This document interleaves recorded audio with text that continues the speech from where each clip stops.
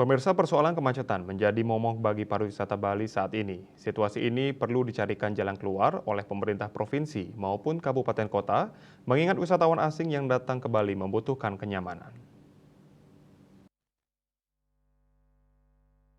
Berkaitan dengan perkembangan sektor pariwisata di Bali pada tahun 2023 lalu dinilai sangat memukau bagi wisatawan mancanegara maupun domestik. Namun menjelang akhir tahun 2023 terjadi penurunan wisatawan mancanegara yang datang ke Bali.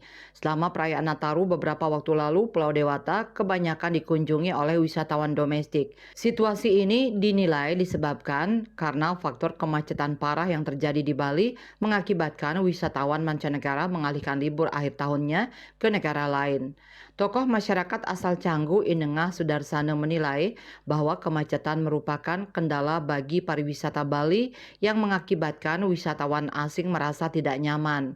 Maka dari itu pihaknya berharap di tahun 2024 ini pemerintah Provinsi Bali maupun kabupaten kota mampu mencari solusi untuk mengatasi kemacetan. Kemacetan merupakan kendala bagi pariwisata.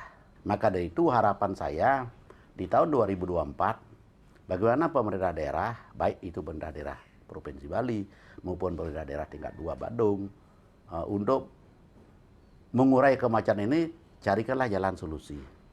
Sehingga kemacetan itu bisa kita urai. Dengan tidak ada kemacetan, maka tamu itu akan banyak berkunjung. Karena harapan kita di tahun 2024, kunjungan pariwisata, baik itu ke Provinsi Bali maupun kabupaten lain, khususnya kita di Badung, bagaimana caranya supaya tetap eksis. Karena kalau kita bicara masalah pariwisata itu kan sumber daripada APBD daerah. Dengan adanya pariwisata, maka merupakan sumber APBD daerah itu nomor satu dari pariwisata. Pihaknya juga menyambut baik rencana pemerintah pusat dan Kabupaten Badung dalam membangun proyek LRT sebagai salah satu solusi mengurangi kemacetan khususnya di kawasan Kuta hingga ke Cemagi. Namun pihaknya sebagai masyarakat Canggu berharap agar adanya proyek LRT ini tidak mengganggu wisatawan di kawasan Canggu. Sebab selama ini yang menjadi daya tarik wisatawan asing di kawasan Canggu adalah ombak di pantainya.